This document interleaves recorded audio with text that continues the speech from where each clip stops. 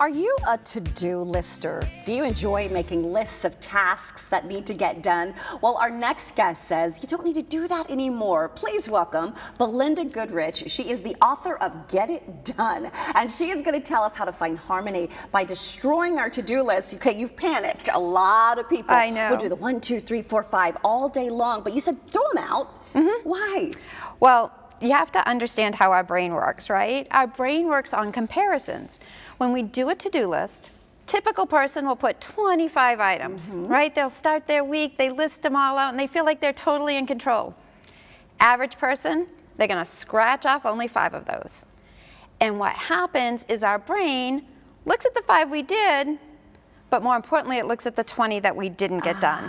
And it says, oh, yep, you suck. So you failed. You didn't get what you needed done. So we wake up kind of like being defeated. Exactly. Wow. Yeah, we're always kind of behind the curve, and it's a subliminal message, a subconscious message that we're receiving that look at what we didn't get done. Right, and you say to-do lists, they actually damage our productivity throughout the day. Correct, because we have that negative connotation going of, oh, I've got all this stuff still to do. Right. So instead of having the big long to-do list, pick 1 or 2 items, make those visible, focus on those. Once you get those done, then go back to the list and grab the next one. You said we're addicted to distractions. What do you mean by that? Yeah, so they have done a lot of research on this, and it's actually really crazy. If you think of an addict, right, a drug addict, somebody who's addicted to a substance, when they get the substance, they get that hit of dopamine.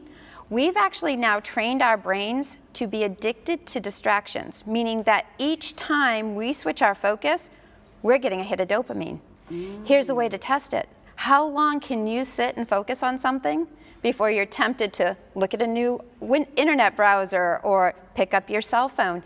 A lot of people, it's within 90 seconds that they have that urge because, again, it's an addiction. And we say it from the movie Squirrel, you know, exactly. Right? We say it all day long. We do. Because we're over here, then we're over here. We just have so much going on. That's so true. And that's why we get so antsy if it's been a little while and our cell phone hasn't gone off. All of a sudden we're like, oh no, is my cell phone off? Right. Did I accidentally put it on airplane mode? It's because we actually are looking for that fix, that distraction fix. That is so true. That is so true. And it's interesting because one of the things that we also do outside of saying, you know, squirrel and doing all of that, we feel like we don't owe it to ourselves to kind of escape. And you said it's so important to create a cocoon, if you will. Exactly, and really protect yourself and start to create boundaries around yourself and your time. Your time is so precious. Yeah.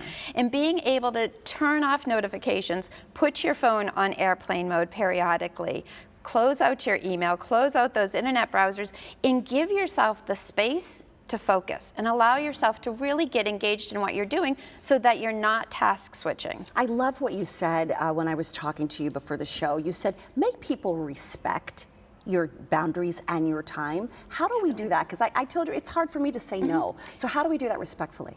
Yeah, I think there's a couple of different ways. Number one is I actually block time on my calendar. That's Belinda time. Like, this is my work time. I am not accepting phone calls during this time, and I set those expectations proactively. The other thing you can do if you work in an office environment, I actually tell people, put a little sign on your cubicle, you know, at work, do not disturb, and give people the message that, hey, this is my time that I need to focus. Please back up for me. And this is my favorite of all of the things we do. You say that we sabotage our week on the weekend. We do, because we get into this cycle. Let's say you work a Monday through Friday job. What do we do on the weekends? We say, oh boy, I'm so tired, I'm gonna sleep in and I'm gonna stay out late on Saturday night, sleep in on Sunday. Well, then we don't go to bed early on Sunday morning. So how do we start Monday? Tired. We start it tired. So we are literally starting our week behind the game. We actually go in, that's why everyone says, oh, I hate Mondays, I hate Mondays. Of course you hate Mondays if you're going in feeling exhausted, and that sleep is so important and is so restorative. And so we literally start our weeks behind. So you said that we should actually have a bedtime. Yeah.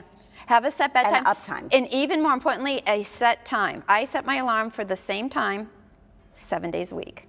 Darn it. Completely, I know, right? I know. Our Everyone's producer, like, I'm sorry, I gotta say this. Kim and Martin, you're a producer, she goes, wow.